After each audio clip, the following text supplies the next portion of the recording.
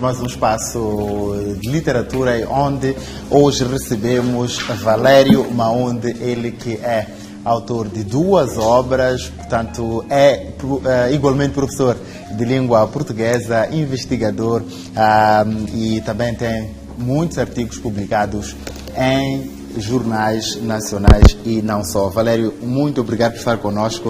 Já há muito que ansiávamos a sua presença aqui no nosso programa e felizmente desta vez conseguimos. Em março lançou esta obra, que é a sua segunda, intitulada Ausências, Intermitências e Outras Incompletudes. Gostávamos de perceber qual é o tema central que explora neste livro.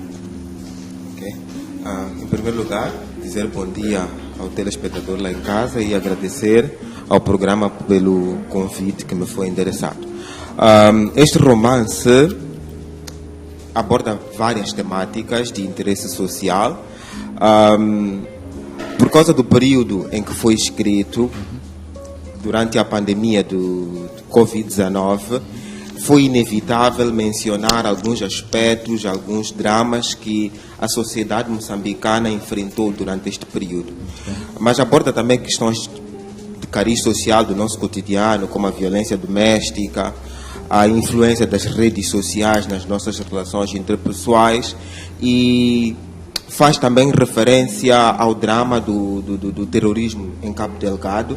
E um dos protagonistas, que é um jornalista de nome Daniel, ele viaja ou recebe esta missão de viajar para Cabo Delgado para fazer a cobertura do que está a acontecer lá. E é a partir dos olhos dele, das percepções dele, que o leitor passa a compreender ou ter uma ideia daquilo que é o drama que se vive pelas populações e pelos militares que estão lá a combater este grande mal, que é o terrorismo. Muito bem. Boa.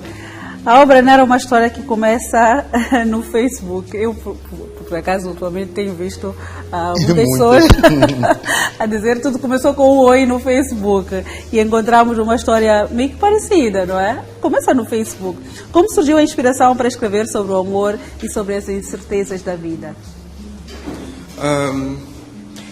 Esta narrativa tem um início curioso. Partiu de um conto, um texto bastante breve que eu tinha escrito nem tencionava publicar nem nada. Mas depois veio a pandemia, como tinha dito. E toda a juventude estava confinada, as escolas estavam fechadas, enfim. Então eu decidi partilhar algum texto para entreter a juventude, não é? Para que tivessem algum passatempo que fosse útil, que fosse construtivo. Então eu partilhei porção deste texto. E por causa das reações do público, então eu partilhei a segunda parte e vi-me já a escrever mais do que um conto, mas um texto um pouco mais extenso. Agora, este início peculiar de um pedido de amizade é porque é normalmente assim como muitas relações ultimamente conhecem. Eu conheço, aliás, um casal em particular que começou desta forma. A moça saudou o jovem, tomou esta iniciativa. Isto também já vem quebrar alguns estereótipos, não é? Porque pensamos que a iniciativa, ou pelo menos é como tem sido até aqui, que a iniciativa para o início de qualquer relacionamento tem que partir dos homens, mas com a emancipação, enfim, as mulheres já se sentem mais confiáveis e mais confortáveis a fazer este avanço. Então eu tentei imitar um bocadinho daquilo que é a nova tendência e ao mesmo tempo, por cima disto, ficcionar e criar uma narrativa que não é propriamente um relato fiel daquilo que eu posso ter ouvido, mas produto da minha imaginação. Muito bem.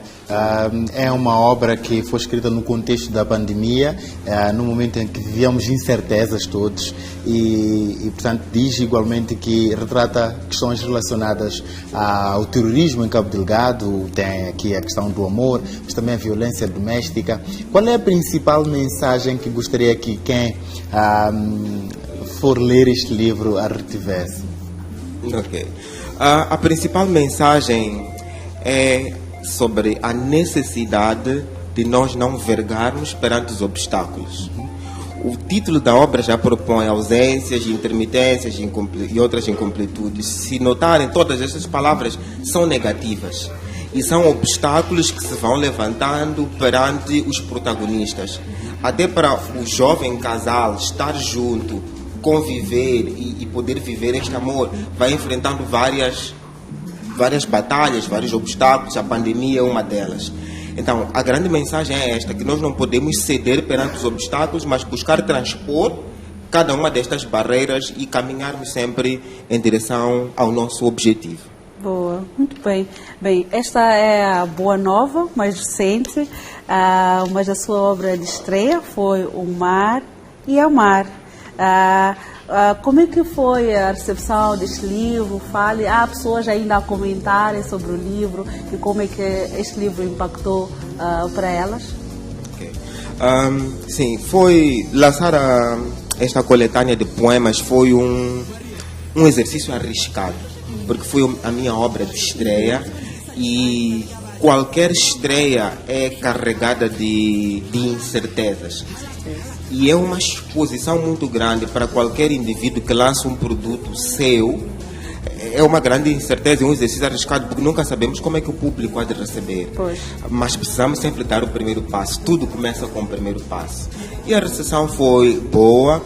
Tornei-me conhecido para alguns leitores e muitos dos que leram a primeira obra voltaram para ler a segunda, o que é um bom sinal. Sinal de que se agradaram do que leram e, de fato, há alguns que ainda pedem. Infelizmente, nós já esgotamos. Fizemos até 2 edições desta primeira obra, mas já esgotamos. Mas neste momento não considero a possibilidade de reimprimir, porque as atenções estão todas viradas para a nova obra. Muito bem. E esta obra foi lançada precisamente em março. Gostávamos de perceber, já são 5 meses, como é que o público e a crítica, no geral, recebeu esta obra? Eu gosto sempre de olhar para o número, ou seja, para os números são representativos, não é? Não é possível agradar a todos. Pois. E existem os críticos cujo ofício é mesmo procurar defeito nas obras e apontar aquilo que se pode melhorar. Isto é inevitável, aliás, e é também positivo, não é?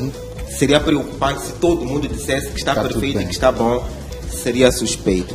Mas a maioria dos que leram agradaram-se e por causa do desfecho da obra já pedem um segundo volume, uma possível continuação. Então a recepção está a ser muito boa e já na semana passada estava com um membro da editora Etal Publishing e ele contou-me que já está-se a considerar a possibilidade de uma reimpressão, porque os exemplares, foram 500 exemplares, já caminham para o fim. Então tudo isto é animador e dá-me força para continuar. Sem dúvida é positivo. Gostávamos de perceber, olhando para os géneros dos 2 livros seus, como foi a transição, porque primeiro lançar uma coletânea de poemas para, portanto, escrever um romance. Houve desafios no que diz respeito à abordagem criativa? Exato. Foi com certeza um grande desafio, mas deixe-lhe dizer que muitos dos contistas, dos romancistas, começaram como poetas. Mia Couto, por exemplo, a sua obra de estreia foi uma coletânea de poemas, não propriamente um romance. Mas se olharmos para a maioria da sua obra hoje, são mais de prosa do que de poesia. Entretanto, a poesia está sempre lá infiltrada, é inevitável. E da mesma forma, constitui um desafio para mim fazer esta transição. Só que tem algo que compensa, é que o personagem, um dos protagonistas, para além de jornalista, é também poeta. Então, numa e noutra vez, ele confessa o seu amor para a sua amada através de versos. Então, foi a forma como eu encontrei de equilibrar este gosto pela poesia e associá-la à narrativa. Muito bem, mas o seu caso há de ser igual ao do Mia Couto, em que começa com uma coletânea e a maioria depois vai para a prosa. Eu espero que não, porque de fato a poesia tem sido usada por muitos escritores como um trampolim, não é? É mesmo para começar e depois é esquecida, é abandonada e segue-se com a prosa. Eu vou tentar sempre manter este equilíbrio. Boa, muito bem. É realmente preciso um equilíbrio. Para além de escritor, é professor da língua portuguesa é investigador, é revisor linguístico e guionista. Como é que essas diferentes áreas acabam complementando essa sua carreira de escritor?